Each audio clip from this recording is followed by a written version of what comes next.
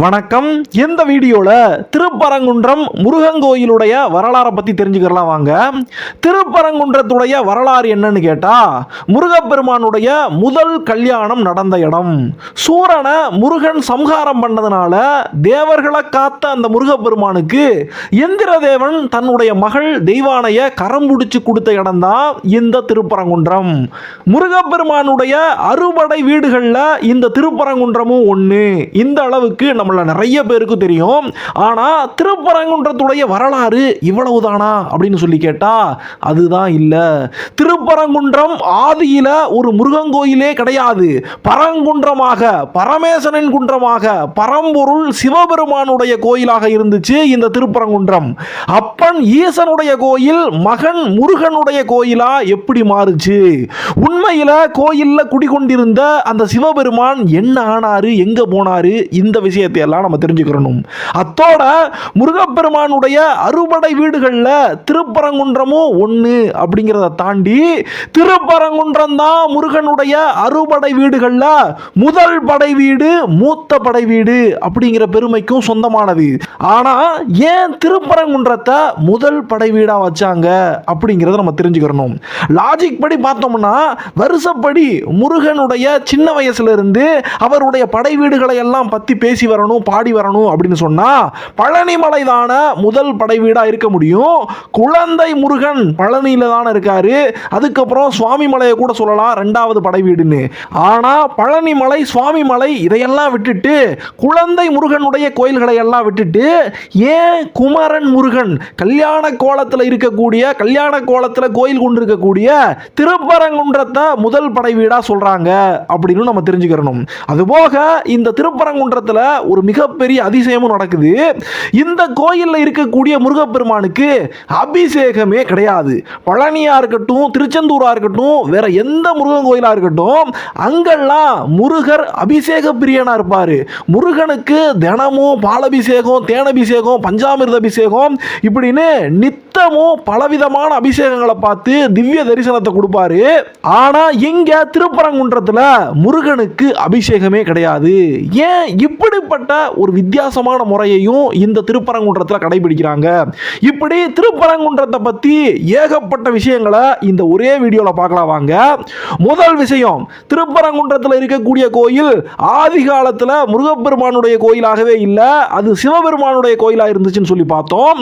சிவபெருமானுடைய கோயில் எப்படி முருகனுடைய கோயிலா மாறுச்சு அப்படின்னு பார்க்கலாம் வாங்க. மதுரையில் இருக்கக்கூடிய திருப்பரங்குன்ற மலையை கொஞ்சம் நல்லா நம்ம உத்து கவனிச்சு பார்க்கணும். இந்த மலையே ஒரு லிங்க வடிவத்தில் இருக்கும். இந்த மலையை வெவ்வேறு புறத்துல இருந்து பார்க்கும்போது வெவ்வேறு வடிவத்தில் காட்சி கொடுக்கும்னு சொல்லுவாங்க. ஒரு புறத்துல இருந்து பார்த்தா யானை மாதிரி இருக்கும், இன்னொரு புறத்துல இருந்து பார்த்தா முதல மாதிரி இருக்கும், இப்படி நிறைய கருத்துக்கள் இருக்கு. ஆனா இந்த திருப்பரங்குன்ற மலையே லிங்க வடிவத்தில், மலையே ஒரு லிங்கமாக காட்சி கொடுக்குது அப்படின்னு சொல்றாங்க. சரி, மலையே லிங்க வடிவத்தில் காட்சி கொடுக்கிறது இருக்கட்டும், ஆனா சிவபெருமானுடைய கோயில் தான் முதல்ல இங்க இருந்துச்சு அப்படிங்கிறதுக்கு பின்னால இருக்கக்கூடிய வரலாறு என்ன அப்படின்னு சொல்லி கேட்டோம்னா, திருவண்ணாமலையில் இருக்கக்கூடிய அருணாச்சல மலை எப்படி ஒரு லிங்கமாக இருக்குதோ அதே மாதிரி திருப்பரங்குன்றத்தில் இருக்கக்கூடிய மலையும் ஒரு லிங்க வடிவமாகவே இருந்தாலும் முதல்ல சிவபெருமானுக்கு கோயில் இங்க உருவாகிறதுக்கு காரணமா இருந்தவங்க பார்வதி தேவி. அதாவது நமக்கு இந்த மகிஷாசுரனுடைய கதை தெரியும்.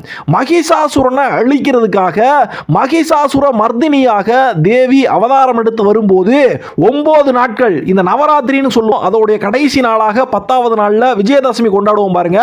இப்படி 9 நாட்கள் மகிஷாசுரன் கூட சண்டை போட்டு 10வது நாள்ல மகிஷாசுர மர்தினியாக பார்வதி தேவி, சக்தி தேவி அவதாரம் எடுத்து அந்த அரக்கனை கொன்னு முடிக்கிறாங்க. அப்படி கொன்னு முடிச்சதுக்கான பாவத்தை கழுவுறதுக்காக, பாவத்தை தீக்கிறதுக்காக அவங்க சிவபெருமானை கும்பிட்டாங்கன்னு சொல்லப்படுது. இதுல ஒரு விஷயம் நமக்கு குழப்பத்தை ஏற்படுத்தும்.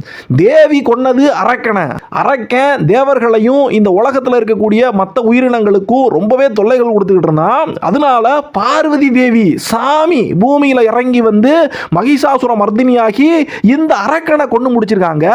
அதனால சாமிக்கு என்னையா பாவம் பிடிக்கும், பாவம் செய்யக்கூடியவனை அழிச்சா புண்ணியம் தானே கிடைக்கும் அப்படின்னு சொல்லி பார்த்தா, இந்த உலகத்துல ஒரு உயிரானது படைக்கப்படுது அப்படின்னு சொன்னா அந்த உயிரானது பிரம்மத்துக்கு சமம். ஒவ்வொரு உயிரினத்துடைய உடலுக்குள்ளேயும் அந்த பிரம்மமானது, அந்த தெய்வத்துடைய அம்சமானது இருக்குது. என்னதான் அவனுடைய செயல் செயல்கள், நல்ல செயல்கள், தீய செயல்கள் அப்படின்னு பிரிக்கப்பட்டிருந்தாலும் அந்த உடலுக்குள்ள இருக்கக்கூடிய பிரம்மத்தை ஆண்டவனால, அந்த பரமேசனால மட்டும்தான் எடுக்கணும் அப்படின்னு விதி இருக்குது. அப்படி இல்லாம யார் அந்த உயிரை கொன்னாலும் உடலுக்குள் இருக்கக்கூடிய அந்த பிரம்மத்தை கொன்னதுனால அவங்களுக்கு பிரம்மஹத்தி தோஷம் பிடிக்கும் அப்படின்னு சொல்லப்படுது. இதே மாதிரியான பிரம்மஹத்தி தோஷம் தான் ராமருக்கும் ராவணனை கொன்னனால பிடிச்சிச்சு அப்படின்னு சொல்லி தான் ராமேஸ்வரத்தில் வச்சு அவரு லிங்கத்தை பூசை செஞ்சு நமக்கு ராமேஸ்வரம்னு ஒரு மிகப்பெரிய ஸ்தலம் கிடைச்சிச்சு. அதே மாதிரியே பார்வதி தேவி மகிஷாசுர மர்தினியாக வந்து அந்த அரக்கனை கொண்டு முடிச்சதுக்கு அப்புறமா அந்த பாவம் தன்னை விட்டு போகணும் அப்படின்னு சொல்லிட்டு சிவபெருமான் கிட்ட வேண்ட போக சிவபெருமான் பரங்குன்றத்துக்கு, இப்ப நம்ம பார்க்கிறோமே திருப்பரங்குன்றம், அங்க போய் கிரிவலம் வந்து தன்னை நினைச்சு சாமி கும்பிட்டு தவம் இருக்கணும் அப்படின்னு சொல்ல போக அதே மாதிரியே துர்கா தேவி பார்வதி தேவியும் இங்க திருப்பரங்குன்றத்துக்கு வந்து மலையை கிரிவலமா சுத்தி வந்து ஒரு லிங்கத்தை ஸ்தாபிச்சு அவங்க சாமி கும்பிட்டு வந்தாங்க. அதுக்கப்புறமா அவங்கள பிடிச்சிருந்த அந்த பிரம்மஹத்தி தோஷமானது அவங்கள விட்டு போச்சு அப்படின்னு சொல்லப்படுது. அப்படியாக ஆதி காலத்துல முதல்ல திருப்பரங்குன்றத்துல சிவன் கோயில் தான் உருவாயிருக்கு. இப்படி தேவியால உருவாக்கப்பட்ட அந்த லிங்கமானது ஆதி சொக்கநாதர் கோவில் அப்படின்னு சொல்லிட்டு திருப்பரங்குன்றத்துல இப்ப நம்ம பார்க்கக்கூடிய முருகப்பெருமானுடைய கோயில் இருக்குதே, அதுக்கு எதிர்ப்புறத்துல இன்னமுமே அந்த திருப்பரங்குன்றத்துல முதல்ல உருவான அந்த லிங்கத்துடைய கோயிலானது இருக்குது. சரி, இப்படியாக பரமேசனுடைய குன்றமாக பரங்குன்றமாக இருந்த லிங்கத்துடைய வடிவமாக இருந்த அந்த மலையில ஒரு சிவன் கோயில் உருவாச்சு அப்படின்னு சொன்னா எப்படி முருகப்பெருமான் இங்க வந்தாரு அப்படின்னு சொல்லி கேட்டா, முருகப்பெருமானுக்கு பின்னால கல்யாணம் ஆகுது. கல்யாணம் நடந்த இடமானது இந்த திருப்பரங்குன்றமா இருக்கிறதுனால அவருக்கு கோயில் அமைஞ்சிருக்கலாம் அப்படின்னு நம்ம நினைப்போம். ஆனா அவருக்கு கல்யாணம் முடிகிறதுக்கு முன்னாலேயே அவருடைய பால பருவத்திலேயே திருப்பரங்குன்றத்துக்கு முருகன் வந்து சேர்ந்துட்டாரு அப்படிங்கறதான் நம்ம தெரிஞ்சுக்க வேண்டிய ரொம்ப முக்கியமான விஷயம். அது என்ன கதை அப்படின்னு சொல்லி கேட்டா, பிரணவ மந்திரம் அப்படின்னு சொல்லக்கூடிய அந்த மந்திரத்துடைய பொருளை பிரம்மதேவருக்கே முருகப்பெருமான் எடுத்து சொன்னாரு அப்படின்னு நம்ம கேட்டிருப்போம். அதே மாதிரி அப்பனுக்கே புத்தி சொன்ன, அப்பனுக்கே பாடம் எடுத்த சுப்பிரமணியன் சொல்லிட்டு சுவாமி மலையில சுவாமிநாத சுவாமியாக நம்முடைய முருகப்பெருமான் இருக்கக்கூடிய கதையும் நமக்கு தெரியும். ஆனா அவர் சின்ன பையனா இருக்கும்போது ஒரு சமயத்துல இந்த பிரணவ மந்திரத்துடைய பொருளை சிவபெருமான் பார்வதி தேவிக்கு கைலாயத்தில் வச்சு போதிச்சுக்கிட்டு இருக்காரு. அப்படி போதிச்சுக்கிட்டு இருக்கும்போது சின்ன குழந்தையாக பார்வதி தேவியுடைய மடியில முருகப்பெருமான் இருந்து அந்த பிரணவ மந்திரத்துடைய பொருளை கேட்டு தெரிஞ்சுக்கிறாரு. பொதுவாகவே இந்த பிரணவ மந்திரம் அப்படிங்கிறது ஒரு குருவால ஒரு சிஷ்யனுக்கு போதிக்கப்பட வேண்டிய மந்திரம். அதை தெரிஞ்சோ தெரியாமலோ மற்றவங்க கேட்கிறது ஒரு மிகப்பெரிய பாவம் அப்படின்னு சொல்லப்படுது. அதனால சின்ன குழந்தையா அம்மாவுடைய மடியில உட்கார்ந்து சிவபெருமான் பார்வதிக்கு சொல்லும் போது முருகப்பெருமான் அந்த மந்திரத்தை கேட்டிருந்தாலும் அதுக்கான பாவத்தை ஒழிக்கணும் அப்படின்னு முருகப்பெருமான் நினைக்கும் போது சிவபெருமான் முருகப்பெருமான இந்த பரங்குன்றத்துக்கு போய், இந்த திருப்பரங்குன்றத்துக்கு போய் அங்க தவம் இருக்க சொன்னதாகவும், அப்படி தவம் இருக்கும் போது ஒரு தைப்பூச நாள்ல முருகப்பெருமானுக்கு தேவியும் சிவபெருமானும் காட்சி கொடுத்து அவருடைய அந்த தவத்துக்கான பயனை கொடுத்தாங்க அப்படின்னு சொல்லப்படுது. ஸோ அந்த காலகட்டத்திலேயே முருகப்பெருமானுக்கான கோயிலாகவும் இது உருவாயிருச்சு. இப்படி ஆதி வரலாறுகள் இந்த கோயிலுக்கு இருந்தாலும் முருகப்பெருமானுடைய கல்யாணம் நடந்த இடம் அப்படிங்கிறதா மக்களுடைய மனசுல பதிஞ்சதுனால இது ஒரு முருகப்பெருமானுடைய கோயிலாகவே பார்க்கப்படுது. இதுல இன்னொரு இன்ட்ரெஸ்டிங்கான விஷயம் என்னன்னா, ஆதி காலத்துல இந்த கோயிலானது தென்பரங்குன்றம் அப்படின்னு சொல்லப்பட்டிருக்கு. தென்பரங்குன்றநாதர் அப்படின்னு சொல்லித்தான் அருணகிரிநாதர் முருகப்பெருமான இங்க பாடியிருக்காரு. தென்பரங்குன்றுரை பெருமாளே அப்படின்னு பாடியிருக்காரு. இப்ப நம்ம பார்க்கிறோமே திருப்பரங்குன்ற மலையுடைய வடக்கு பக்கத்துல சாமியுடைய கோயிலுடைய அந்த நுழைவாயில், அந்த சன்னதி நுழைவாயில் இருக்கு. ஆனா ஆதி காலத்துல அப்படியே மலைக்கு பின்புறத்துல, அதாவது மலையுடைய தென்புறத்துல தான் உண்மையான அந்த ஆதி கோயில் இருந்துச்சுன்னும் அது காலப்போக்கில் சிதலம் அடைஞ்சிட்டதுனால கோயில மலையுடைய வடக்கு பக்கத்துக்கு மாத்திட்டாங்க அப்படின்னு சொல்லப்படுது. அதனால தென்பரங்குன்றம் தென்புறத்துல, மலையுடைய தென்புறத்துல இருந்த அந்த கோயிலானது பின்புறத்துக்கு மலையுடைய வடக்கு பக்கத்துக்கு திரும்பிட்டதுனால தென்பரங்குன்றம் அப்படின்னு இருந்ததுதான் திருப்பிய தென்பரங்குன்றமாகி அதுதான் திருப்பரங்குன்றமாக மாறி போச்சு அப்படின்னு ஒரு கதையானது சொல்லப்படுது. சரி, ஆதியில இப்ப மலையில நம்ம பார்க்கக்கூடிய கோயிலுக்கு பின்பக்கமா கோயில் இருந்துச்சு அப்படின்னு சொன்னா அங்க என்னென்ன சுவாமிகள் இருந்தாங்க அப்படின்னு சொல்லி கேட்டோம்னா, இப்ப கூட அந்த கோயிலுடைய அந்த சிதலமடைஞ்ச பாகங்களை எல்லாம் நம்மளால பார்க்க முடியும். அதுவும் ஒரு குடைவரை கோயில் தான், அதாவது மலையை கொடைஞ்சு கட்டப்பட்ட கோயில் தான். இந்த பழைய பரங்குன்றமானது இப்ப தொல்பொருள் ஆய்வுத்துறையுடைய கட்டுப்பாட்டு கீழே இருக்கு. அங்க சிவபெருமான் நின்ற கோலத்தில் காட்சி கொடுக்கிறாரு. அவருக்கு பக்கத்திலேயே நந்தி நந்தி தேவரும் நின்ற கோலத்தில் காட்சி கொடுக்குறாங்க. இந்த இடத்துல அம்மனுக்குன்னு தனியாக ஒரு சிற்பமோ சன்னதியோ எதுவும் இல்லை. அதே நேரத்தில் முருகன் வள்ளி தெய்வானையோட 2 தேவிகளோடையும் சேர்ந்து இந்த பழைய பரங்குன்றத்தில் காட்சி கொடுக்குறாரு. அது மட்டும் இல்லாம நடராஜர், பஞ்சமுக விநாயகர் இவங்களுக்கான சிற்பங்கள் எல்லாம் அந்த பழைய பரங்குன்றத்தில் இருக்கு. ஸோ பழைய பரங்குன்றத்தை பத்தி நம்ம தெரிஞ்சுக்கிட்டோம். இப்போ நம்ம பார்த்துக்கிட்டு இருக்கக்கூடிய திருப்பரங்குன்றத்தில் யாரெல்லாம் இருக்காங்க, என்னென்ன சாமிகள்லாம் இருக்காங்க அப்படின்னு சொல்லி பார்க்கணும். எந்த திருப்பரங்குன்றமானது ஆதிகாலத்து கோயிலா இருக்கட்டும், இல்லைன்னா இப்ப நம்ம பார்த்துக்கிட்டு இருக்கக்கூடிய கோயிலா இருக்கட்டும், இது குடைவரை கோயில் தான். அதாவது மலையை கொடைஞ்சு கட்டப்பட்ட கோயில் தான். இப்போ திருப்பரங்குன்றம் கோயிலுக்கு போகணும்னு சொல்லிட்டு கோயிலுடைய வாசல்ல நின்று நம்ம பார்த்தோம்னா கோயில் ரொம்ப சின்ன கோயிலா இருக்குதோ அப்படின்னு தோணும். ஆனா கோயிலுக்குள்ள போக போக மலையை கொடைஞ்சு அவங்க கட்டின அந்த சிற்பங்களை எல்லாம் நம்மளால பார்க்க முடியும். எங்க கோயில்ல மலையை கொடைஞ்சு சத்தியகிரீஸ்வரர் அப்படின்னு சொல்லப்படக்கூடிய சிவபெருமானுக்கான அந்த சிற்பங்களுக்கு பவளக்கனிவாய் பெருமாள்னு சொல்லப்படக்கூடிய பெருமாளுடைய சன்னதி இருக்குது, கற்பக விநாயகருக்கான சன்னதி இருக்கு, துர்க்கையம்மனுக்கான சன்னதி இருக்கு, அதுபோக மூலவராக சுப்பிரமணியருக்கு நம்முடைய முருகப்பெருமானுக்குமான சன்னதி இருக்கு. முருகப்பெருமானுக்கு பக்கத்துல ஒரு புறத்துல தெய்வானையும் மறுபுறத்துல நாரதரும் நமக்கு காட்சி கொடுக்குறாங்க. இந்த திருப்பரங்குன்றத்தில் இருக்கக்கூடிய முருகப்பெருமானை பத்தி சொல்லும் போது இன்னொரு விசேஷமும் இருக்கு. அது என்னன்னா மற்ற படை வீடுகளை கம்பேர் பண்ணும்போது இந்த அறுபடை வீடுகள்ல முருகப்பெருமான் உட்கார்ந்த கோலத்துல காட்சி கொடுக்கக்கூடியது இங்க திருப்பரங்குன்றத்தில் மட்டும்தான். மற்ற எல்லா இடத்துலையும் சாமி நின்ற கோலத்துல காட்சி கொடுப்பாரு. சுவாமி மலை முதற்கொண்டு சாமி நின்ற கோலத்துல தான் காட்சி கொடுப்பாரு. இப்படியாக சிவபெருமான், பெருமாள், கற்பக விநாயகர், துர்க்கையம்மன், சுப்பிரமணிய சுவாமி இந்த 5 தெய்வங்களும் இந்த பஞ்சமூர்த்திகளும் குடைவரை கோயிலேயே சன்னதி வாங்கி காட்சி கொடுக்குறாங்க அப்படின்னு சொல்லும்போது எங்க அம்பாளுக்கு அம்மனுக்கான தனிச்சன்னதி அப்படின்னு சொல்லும்போது ஆவுடை நாயகி அப்படின்னு பேர் வாங்கி அம்பாள் தனிச்சன்னதியில காட்சி கொடுக்குறாங்க. இந்த கோயிலுக்கு முன்னால 48 தூண்களோட இருக்கக்கூடிய ஒரு மிகப்பெரிய மண்டபமானது இருக்குது, பிரம்மாண்டமான மண்டபம். இந்த மண்டபமானது திருமலை நாயக்கர் காலகட்டத்தில் கட்டப்பட்டுச்சு அப்படின்னு ஒரு தகவல் சொல்லப்படுது. ஆனாலும் காலங்காலமாகவே சுந்தரபாண்டியன் மண்டபம் அப்படின்னு தான் இந்த மண்டபத்துக்கு பேர் இருக்கு. இந்த கோயில்ல 7 நிலைகளை கொண்ட ராஜகோபுரம் இருக்குது. இந்த கோயில்ல இருக்கக்கூடிய கொடிமர மண்டபத்துல நந்தி, மயில், மூஷிகம் இந்த 3ம் அந்த கொடிமரத்துக்கு பக்கத்துல தெய்வங்களுடைய அந்த வாகனமாக காட்சி கொடுக்குது. ஏன்னா மூலவர்களாக பஞ்ச தெய்வங்கள் இருக்காங்க. அதுல சிவபெருமானும் இருக்காரு, முருகனும் இருக்கிறாரு, பிள்ளையார் இருக்கிறாரு. அப்படிங்கிறதுனால இங்க 3 தெய்வங்களுக்கான வாகனங்கள் இருக்கு. இந்த கொடிமர மண்டபத்தை தாண்டி உள்ள போகும்போது மகா மண்டபத்துல முன்னாலேயே நந்தியும் அவருடைய தேவி காளகண்டி இவங்க 2 பேரும் காட்சி கொடுக்குறாங்க. அதையும் தாண்டி உள்ள போகும்போது நடராஜ பெருமானை சுத்தி நிறைய ரிஷிமார்கள் இருக்கக்கூடிய சிற்பங்களை நம்மளால பார்க்க முடியும். அதுபோக அன்னபூரணி தாய், சூரிய சந்திரர்களுடைய சிற்பங்களை பார்க்க முடியும். இந்த குடைவரை கோயிலுடைய வலதுபுறத்துல பஞ்சலிங்கங்கள் 5 லிங்கங்கள் அம்பாள்களோட சேர்ந்து திருமண கோலத்தில் நமக்கு காட்சி கொடுப்பாங்க. அவங்களுக்கு பக்கத்திலேயே முருகன் வள்ளி தெய்வானையோட காட்சி கொடுப்பாரு. இங்க கருடாழ்வாரும் முருகப்பெருமானுக்கு பக்கத்திலே நின்று சேவை சாதிக்கக்கூடிய ஒரு விஷயத்தை நம்மளால பார்க்க முடியும்.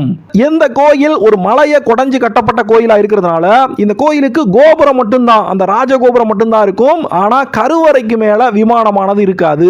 மலையே தான் கோயிலுடைய விமானமாக இருந்து காட்சி கொடுக்குது. இந்த கோயிலை நம்மளால சுத்தி வந்து சாமி கும்பிட முடியாது. ஏன்னா மலையை கொடைஞ்சு கட்டப்பட்டதுனால சாமியை கோயிலை சுத்தி கும்பிடணும் அப்படின்னு முடிவு பண்ணா கிரிவலமாக ஒட்டுமொத்த மலையவே சுத்தி வந்துதான் நம்ம சாமியை கும்பிட முடியும்.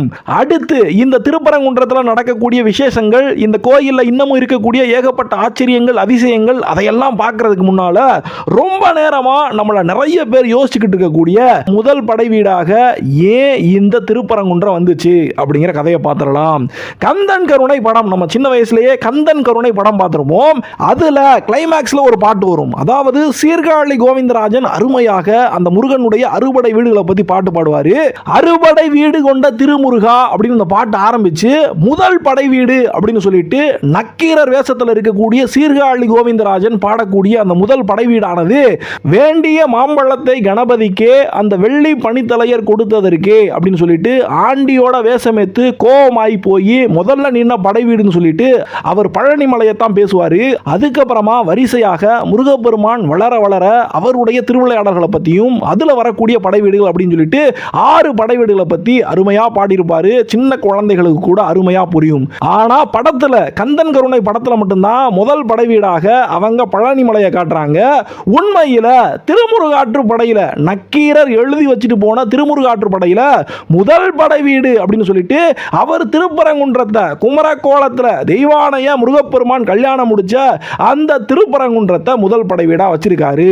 பழனி பழனி மலையை எல்லாம் பின்னால கொண்டு போய் சேர்த்திருக்காரு. ஏன் இப்படி ஒரு திருமுருகாற்றுப்படைய அறுபடை வீடுகளை பத்தி எழுதுறதுன்னு முடிவாய் போச்சுன்னா ஏன் திருமுருகாற்றுப்படையில முதல் படை வீடாக திருப்பரங்குன்றத்தை கொண்டு வந்து வச்சாரு அப்படிங்கிற அந்த ரகசியத்தை நம்ம தெரிஞ்சுக்க போறோம். ரொம்பவே சுவாரஸ்யமான கதை இது. நக்கீரர் யாரு அப்படின்னு நம்ம எல்லாருக்கும் தெரியும். மதுரையில் இருந்த கடைத்தமிழ் சங்கத்துடைய தலைமை புலவராக இருந்தவர் நக்கீரர். சிவபெருமானையே பார்த்து நெற்றிக்கண் திறப்பினும் குற்றம் குற்றமே அப்படின்னு சொல்லி வாதம் பண்ணவர் நக்கீரர் அப்படின்னு அவரை பத்தி நமக்கு நிறைய விஷயங்கள் தெரிஞ்சிருக்கும். ஆனா நக்கீரர் அவருடைய திருமுருகாற்றுப்படையில முருகப்பெருமானை பத்தி பாடும்போது ஏன் திருப்பரங்குன்றத்தை பாடினாரு அப்படின்னு சொல்லி கேட்டா நக்கீரருக்கு ஒரு பொல்லாத காலம் வந்து சேர்ந்துச்சு. அது என்னன்னு சொல்லி கேட்டா ஒரு காலகட்டத்தில் கர்முகி அப்படின்னு பேரோட ஒரு பூதம் வாழ்ந்துச்சு அப்படின்னு சொல்றாங்க. இல்ல இல்ல அந்த பூதத்துக்கு பேரு பிரம்ம ராட்சசன் தான் அப்படின்னு சொல்றாங்க. எப்படியோ ஒரு பூதமானது வாழ்ந்து வந்திருக்கு. அந்த பூதத்துக்கு ஒரு லட்சிய விரதம் இருந்திருக்கு. அது என்ன லட்சியம்னா சிவ பூஜையை தவறவிடக்கூடியவர்கள் யாரெல்லாம் இருக்காங்களோ அவங்கள பூரா கொண்டு வந்து ஒரு குகைக்குள்ள அடைச்சி வச்சு 1000 பேரை பிடிச்சி அப்படி அடைச்சி வச்சதுக்கு அப்புறமா அந்த 1000 பேரையும் ஒரே நேரத்தில் சாப்பிடணும் அப்படின்னு சொல்லிட்டு ஒரு லட்சியத்தோட அந்த பூதம் வாழ்ந்திருக்கு. பூதமாகவே இருந்தாலும் அதோட லட்சியம் எப்படிப்பட்ட லட்சியமா இருந்திருக்கு பாருங்க. சிவ பூஜையை தவற விட்டவங்களா பார்த்து பார்த்து தூக்கிட்டு வந்திருக்கு. எப்படியாக அந்த பூதமானது 999 பேரை சிவபக்தர்களை இப்படி ஏதோ ஒரு நேரத்தில் தெரிஞ்சோ தெரியாமலோ சிவ பூஜையை தவற விட்டவங்களை கொண்டு வந்து ஒரு குகைக்குள்ள அடைச்சி வச்சிருக்கு. அந்த குகைக்கு பேரு கூட பஞ்சாட்சர குகை அப்படின்னு சொல்லுவாங்க. இந்த குகைக்குள்ள அந்த பூதமானது 999 பேர் அடைச்சதுக்கு அப்புறமா கடைசி ஒரு ஆளை தேடிக்கிட்டு இருந்திருக்கு. அப்படிப்பட்ட நேரத்தில் நக்கீரர் விடாம சிவ பூஜை பண்ணிட்டு வரக்கூடியவர் ஒரு சமயத்தில் ஒரு குளத்தங்கரையில் உட்கார்ந்து அவர் சிவ பூஜையை பண்ண ஆரம்பிக்கிறாரு. அந்த குளத்தங்கரையில் ஒரு அரச மரமும் இருந்திருக்கு. இந்த குளத்துக்கும் அந்த அரச மரத்துக்கும் ஒரு விசேஷம் இருந்துச்சு. அது என்னன்னு சொல்லி கேட்டா அந்த அரச மரத்துல இருந்து எப்பெல்லாம் ஒரு இலையானது உதிர்ந்து கீழே விழுகுதோ அப்படி விழும்போது அந்த இலையானது தர மேல விழுந்துருச்சு அப்படின்னு சொன்னா கீழே விழுந்த மாத்திரத்தில் அது ஒரு பறவையா மாறி பறந்து போயிருமா. அதே சமயத்தில் அந்த அரச மரத்துடைய இலையானது உதிர்ந்து போய் பக்கத்தில் இருக்கக்கூடிய குளத்துக்குள்ள விழுந்துருச்சு அப்படின்னு சொன்னா அந்த குளத்துக்குள்ள ஒரு மீன் உருவாகி அந்த மீனானது குளத்துக்குள்ள வாழ ஆரம்பிச்சிடும் அப்படின்னு சொல்றாங்க. இப்படிப்பட்ட நேரத்தில் சிவ பூஜையை நக்கீரர் பண்ணிக்கிட்டு இருக்காரு. அன்னைக்குன்னு பார்த்து ஒரு இலையானது உதிர்ந்து கீழே விழுகுது. அப்படி விழும்போது அது தரையில பாதியும் தண்ணியில பாதியுமாக விழுந்துருது. அதனால பாதி பறவையுடைய உருவமாகவும் பாதி மீனுடைய உருவமாகவும் மாறுது. மீனானது தண்ணிக்குள்ள போகிறதுக்கு உள்ள இழுக்க பார்க்குது. அதே சமயத்தில் பறவையானது தண்ணிக்குள்ள நம்மளால போக முடியாது அப்படின்னு சொல்லிட்டு பறந்து போக இந்த பக்கம் இழுத்துக்கிட்டு நிக்குது. சோ மீன் ஒரு பக்கம் போராடுது, பறவை ஒரு பக்கம் போராடுது. இதை நக்கீரர் பார்த்துறாரு. நக்கீரர் பார்த்துட்டு இப்படி ஒரு வித்தியாசமான சூழ்நிலை உருவாயிருச்சு அப்படின்னு சொல்லிட்டு அவர் மலைச்சு போய் பார்த்துக்கிட்டு இருக்கக்கூடிய அந்த நேரத்தில் அவர் பண்ணிக்கிட்டு இருந்த சிவ பூஜையானது கெட்டு போகுது. இவ்வளவு நேரம் யாருடா அந்த 1000வது ஆளாக கிடப்பாங்க அப்படின்னு சொல்லிட்டு அந்த கர்முகிங்கிற பூதம் காத்து கிடந்துச்சு.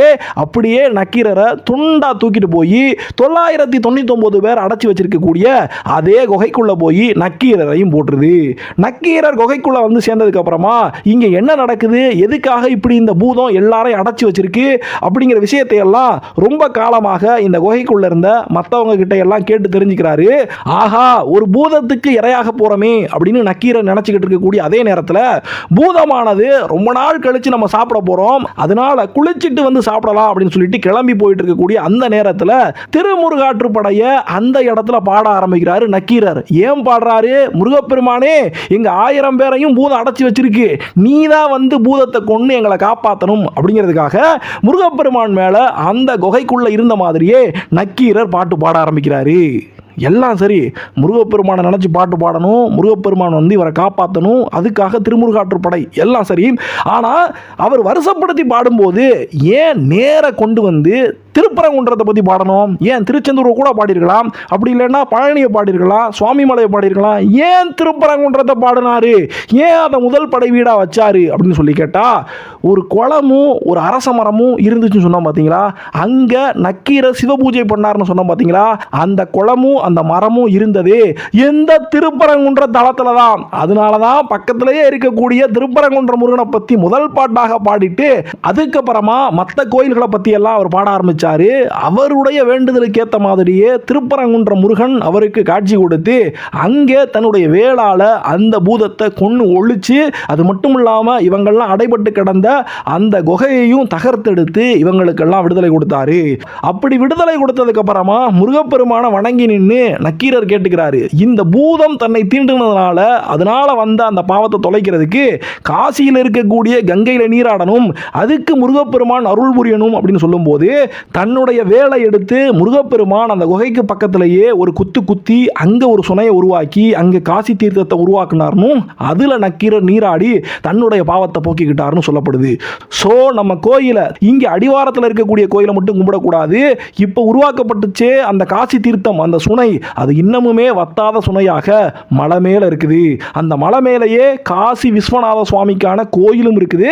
அங்க போனோம்னா, மலை மேல ஏறி போனோம்னா நம்மளால நக்கீரர் தீர்த்தத்தை பார்க்க முடியும். அங்க இருக்கக்கூடிய காசி விஸ்வநாதர் கோயிலையும் சாமி கும்பிட்டு வர முடியும். இப்ப சொல்றமே இந்த மலை மேல இருக்கக்கூடிய காசி விஸ்வநாதர், இந்த கோயிலுக்கு இன்னொரு சிறப்பும் இருக்கு. அது என்னன்னா, இங்க குடைவரை கோயில் இருக்கக்கூடிய முருகப்பெருமானுக்கு மற்ற கோயில் இருக்கிற முருகப்பெருமான் மாதிரி அபிஷேகம் கிடையாது. அவருக்கு புணுகு மட்டும்தான் சாத்துவாங்க. இந்த புணுகு அவருக்கு சாத்துறதுனால அபிஷேகம் அப்படின்னு ஒன்று பண்ணணும் அப்படின்னு சொன்னா முருகப்பெருமானுடைய வேலுக்கு தான் இங்க அபிஷேகம் நடக்கும். அறுபடை வீடுகளில் வேலுக்கு மட்டுமே அபிஷேகம் பண்ணக்கூடியது இந்த கோயிலில் மட்டும்தான். அந்த வேலுக்கு அபிஷேகம் நடக்கும் அப்படின்னு சொன்னோம்னா புரட்டாசி மாசத்தில் வரக்கூடிய கடைசி வெள்ளிக்கிழமையில அந்த வேலுக்கு சிறப்பு அபிஷேகமானது நடக்கும். முருகப்பெருமானுடைய வேலை ஒரு பல்லக்கில் வச்சு காசி விஸ்வநாதர் கோயிலுக்கு, அந்த மலை மேல இருக்கக்கூடிய காசி விஸ்வநாதர் கோயிலுக்கு கொண்டு போய் அங்க இருக்கக்கூடிய சுனையில வச்சு அவங்க சாமிக்கு அபிஷேகம் பண்ணி கொண்டு வருவாங்க. இதை தாண்டி இந்த காசி தீர்த்தத்தில் மச்சமுனி, சித்தர்கள் ஒருத்தரான மச்சமுனியும் மீன் வடிவத்தில் வாழ்றாரு அப்படின்னு ஒரு தகவலானது சொல்லப்படுது. காசி விஸ்வநாதர் கோயில் அப்படின்னு சொல்லப்படக்கூடிய இந்த மலைக்கு மேல இருக்கக்கூடிய கோயிலானது 1056 அடி உயரத்தில் இருக்குது. 650 படிக்கட்டுகள் ஏறி மலை மேல இருக்கக்கூடிய இந்த காசி விஸ்வநாதர் கோயிலுக்கு நம்ம போகணும். இப்படி மலை மேல காசி விஸ்வநாதர் கோயில் ஒரு முக்கியமான கோயிலா இருக்கிற மாதிரியே சமணர்களுடைய குகையானது, இந்த கோயிலுக்கு பின்புறத்தில் சமணர்களுடைய குகையானது ஒரு 300 அடி உயரத்தில் இருக்குது. கிமு 3ஆம் நூற்றாண்டுகளிலேயே இங்கே சமணர்களுடைய குகையானது இருந்துச்சு அப்படின்னு சொல்லப்படுது. அதில் 6 சமணர்களுடைய படுகைகளும் இருக்குது அப்படின்னு கண்டுபிடிச்சிருக்காங்க. இதுவும் இப்ப தொல்பொருள் ஆய்வுத்துறையால் ஆராய்ச்சி பண்ணப்படக்கூடிய ஒரு இடமா இருக்குது. இது போக கோயில்ல இருந்து கிழக்கு பக்கமா ஒரு 1/2 கிலோமீட்டர் தூரத்தில் 4 ஏக்கர் பரப்பளவுல பறந்து விரிஞ்சிருக்கக்கூடிய சரவண பொய்கை தெப்பமும் இருக்குது. இந்த தெப்பத்தில் நீராடிட்டு சாமி கும்பிடுறதுக்கு கோயிலுக்கு போகணும். கோயில்ல இருக்கக்கூடிய சாமியுடைய மூலவருடைய திருநாமமாக சுப்பிரமணிய சுவாமி அப்படின்னு சொல்லப்படுறாரு. உற்சவ சுவாமியுடைய திருநாமம் சண்முகராக இருக்குது. இந்த கோயில் ஆதியிலேயே ஒரு சிவபெருமானுடைய கோயில்னு சொன்னோம் பாத்தீங்களா. அதனால அப்பர், சுந்தரர், திருஞான சம்பந்தர், மாணிக்க வாசகர் இவங்க எல்லாருமே தன்னுடைய பாடல்கள்ல இந்த கோயிலை பத்தி பாடியிருக்காங்க. 274 தேவார வைப்பு தலங்கள்ல 193வது தலமாக இந்த தலமும் இருக்கு. நக்கீரர் இந்த கோயிலை பத்தி திருமுருகாற்றுப்படையில பாடியிருக்காரு. அருணகிரிநாதர் அவருடைய திருப்புகழ்ல பாடியிருக்காரு. கோயிலுடைய முக்கியமான விசேஷங்கள்னு சொல்லி பார்த்தா தைப்பூசத்துல தான் முதல்ல முருகப்பெருமானுக்கு சிவபெருமான் காட்சி கொடுத்ததுனால தைப்பூசம் சிறப்பாக கொண்டாடப்படும். வைகாசி விசாகம், கந்த சஷ்டி, திருக்கார்த்திகை இப்படி பல விசேஷங்கள் இருந்தாலும் பங்குனி உத்திரம், தெய்வானைய கல்யாணம் முடிச்ச தெய்வானை திருக்கல்யாணம் நடந்த பங்குனி உத்திரம் மிகச்சிறப்பாக கொண்டாடப்படும். 15 நாட்கள் திருவிழா நடக்கும். முதல் நாள்ல கோயில்ல கொடியேற்றி திருவிழாவானது தொடங்கும். இந்த பங்குனி பெருவிழா நடக்கக்கூடிய ஒவ்வொரு நாள்லையும் தினமும் காலையில முருகப்பெருமானும் தெய்வானையும் தங்க சப்பரத்தில் ஏறி வீதி உலா வந்து நமக்கு காட்சி கொடுப்பாங்க. ராத்திரி நேரத்தில் தங்க குதிரை, பூத வாகனம், அன்ன வாகனம், சேஷ வாகனம், யானை வாகனம், மயில் வாகனம், ஆட்டுக்கிடா வாகனம், பச்சை குதிரை வாகனம் அப்படின்னு சொல்லிட்டு சாமி பல வாகனங்கள்ல ஏறி வந்து நமக்கு காட்சி கொடுப்பாரு. திருவிழாவுக்கு கொடியேற்றினதுக்கு அப்புறமா 6வது நாள்ல நடக்கக்கூடிய அந்த கைப்பார நிகழ்ச்சியானது ரொம்பவே சிறப்பான நிகழ்ச்சி. அதுக்கப்புறம் இங்கே சூரசம்ஹாரம் செஞ்சு காட்டப்படும். சாமிக்கு பட்டாபிஷேகம் நடத்தப்படும். சாமிக்கு பட்டாபிஷேகம் நடந்த மறுநாள் காலையில கல்யாணமானது, தெய்வானையுடைய முருகப்பெருமானுக்கும் தெய்வானைக்குமான திருக்கல்யாணமானது நடக்கும். எந்த திருக்கல்யாணம் நடக்கும் போது மதுரையிலிருந்து மீனாட்சியும் சொக்கநாத சுவாமியும் அந்த திருக்கல்யாணத்தில் கலந்துக்கிறதுக்காக திருப்பரங்குன்றத்துக்கு வந்து சேருவாங்க. இந்த கோயிலில் இருக்கக்கூடிய பவளக்கனிவாய் பெருமாளுக்கு ஒரு சிறப்பு இருக்கு. அதாவது மதுரையில் மீனாட்சி அம்மனுடைய திருக்கல்யாணமானது சித்திர திருவிழா அப்ப நடக்கும்போது இங்கே அழகர் கோயிலிருந்து கள்ளழகர் சாமி கிளம்பி வருவாரு, மதுரைக்கு கல்யாணம் பார்க்கறதுக்காக கிளம்பி வருவார் அப்படின்னு சொல்லி நம்ம அந்த கதையானது கேள்விப்பட்டிருப்போம். ஆனா கள்ளழகர் மதுரைக்கு வந்து சேர்றதுக்கு முன்னாலேயே மீனாட்சியுடைய கல்யாணமானது நடந்து முடிஞ்சிரும். அப்படிப்பட்ட நேரத்தில் அந்த இடத்துல கள்ளழகர் நிற்க முடியாத அந்த இடத்துல அண்ணனாக இருந்து மீனாட்சியை தாராவாத்து கொடுக்கிறவரு திருப்பரங்குன்றத்தில் இருக்கக்கூடிய பவளக்கனிவாய் பெருமாள் தான். இப்படி பவளக்கனிவாய் பெருமாளும் இந்த கோயிலில் இருக்கக்கூடிய முருகப்பெருமான் சண்முகர் இவங்க ரெண்டு பேரும் கிளம்பி போய் மதுரை மீனாட்சி அம்மன் கோயிலில் சாமிக்கு நடக்கக்கூடிய கல்யாணத்தில் கலந்துக்கிற மாதிரியே அங்க மதுரையில் இருக்கக்கூடிய மீனாட்சி சொக்கநாதர் இவங்க ரெண்டு பேரும் கிளம்பி வந்து இங்க பங்குனி உத்திரத்தில் நடக்கக்கூடிய முருகப்பெருமானுடைய கல்யாணத்தில் கலந்துக்கிடுவாங்க. கல்யாணம் முடிஞ்ச மறுநாள் கிரிவல பாதையில் தேரோட்டமானது நடக்கும். அதுக்கப்புறமா தீர்த்த நிகழ்வோட அந்த திருவிழாவானது முற்றுப்பெறும். இந்த திருப்பரங்குன்ற மலை மேல ஏறி போகும்போது ரெண்டு பாறைகளுக்கு நடுவுல ஒரு முஸ்லீம் சமாதியும் இருக்குது. சிக்கந்தர் பாட்ஷான்னு சொல்லப்படக்கூடிய ஒரு முஸ்லீம் பெரியவரும் இந்த இடத்துல சமாதி ஆயிருக்காரு. இந்த கோயில்ல இருக்கக்கூடிய லட்சுமி தீர்த்தத்துல உப்பு மிளகு இதெல்லாம் வாங்கி போட்டோம்னா தோல் வியாதிகள் குணமாகும் அப்படின்னு சொல்லப்படுது. ரொம்ப காலமாகவே கல்யாணமாகாம இருக்கிறவங்க இங்க திருப்பரங்குன்றத்துல வந்து சாமியை கும்பிட்டு போனாங்கன்னா அவங்களுக்கு கல்யாணமானது விரைவில் கைகூடும் அப்படின்னு நம்பப்படுது. 1792 வாக்குல அந்நிய சக்திகள் நிறைய கோயில்களை சூறையாடிக்கிட்டே வந்தாங்க. அப்படிப்பட்ட நேரத்தில் திருச்செந்தூர் சுவாமிமலை இப்படி நிறைய கோயில் அவங்க சூறையாடிட்டு வரும்போது திருப்பரங்குன்றத்துக்கு வந்து கோயிலை சூறையாட முற்பட்டாங்கன்னு அந்த சமயத்தில் கோயிலுடைய கோபுரத்து மேல ஏறி நின்னோ இல்லைன்னா மலை மேல ஏறி நின்னோ குட்டி அப்படின்னு சொல்லப்படக்கூடிய ஒரு பக்தர் தன்னுடைய உயிரையே மாச்சுக்கிட்டாருன்னு சொல்லி கல்வெட்டில் சொல்லப்படுது. அதுக்கப்புறமா இங்கே கொள்ளையடிக்கிறதுக்காக வந்து சேர்ந்திருந்த அந்த அந்நிய சக்திகள் அதை ஒரு அபசகுணம் அப்படின்னு நினைச்சு அந்த இடத்துல இந்த கோயிலை கொள்ளையடிக்காமலே விட்டுட்டு போயிருக்காங்க. அப்படிப்பட்ட ஒரு மிகப்பெரிய தியாகமும் இந்த கோயிலில் நடந்திருக்கு அப்படின்னு கல்வெட்டு செய்திகள் நமக்கு சொல்லுது. இது போக முற்கால பாண்டியர்களுடைய 6ஆம் நூற்றாண்டு கல்வெட்டுகள் எல்லாம் நமக்கு கிடைச்சிருக்கு. கிபி 773 பராந்தக நெடுஞ்செழிய பாண்டியன் அப்படிங்கிற மன்னனானவன் தன்னுடைய தளபதி சாத்தன் கணபதி அவரை வச்சு தான் சிவபெருமானுடைய குகை கோயிலை உருவாக்கினாரு அப்படின்னு நிறைய கல்வெட்டு சான்றுகள் இந்த கோயிலை பத்தி கிடைச்சிருக்கு. பிற்காலத்தில் வந்த நாயக்க மன்னர்களும் இந்த கோயிலுக்கு நிறைய திருப்பணிகளை பண்ணியிருக்காங்க. அடுத்த தடவை திருப்பரங்குன்றம் கோயிலுக்கு போகும்போது பிரதான கோயிலை மட்டும் நம்ம பார்க்காம மலை மேல இருக்கக்கூடிய காசி விஸ்வநாதருடைய கோயிலுக்கு போகணும். மலையை சுத்தி இருக்கக்கூடிய சரவணம் பொய்கையில போய் நீராடணும். இன்னும் அங்க இருக்கக்கூடிய எல்லா விஷயங்களையும் பார்த்துட்டு சாமியுடைய அருளை வாங்கிக்கிட்டு வரணும். இந்த வீடியோ உங்களுக்கு பிடிச்சிருந்துச்சுன்னா ஒரு லைக் கொடுங்க. இந்த வீடியோ எப்படி இருந்துச்சுன்னு கமெண்ட்ஸ்ல சொல்லுங்க. நன்றி, வணக்கம்.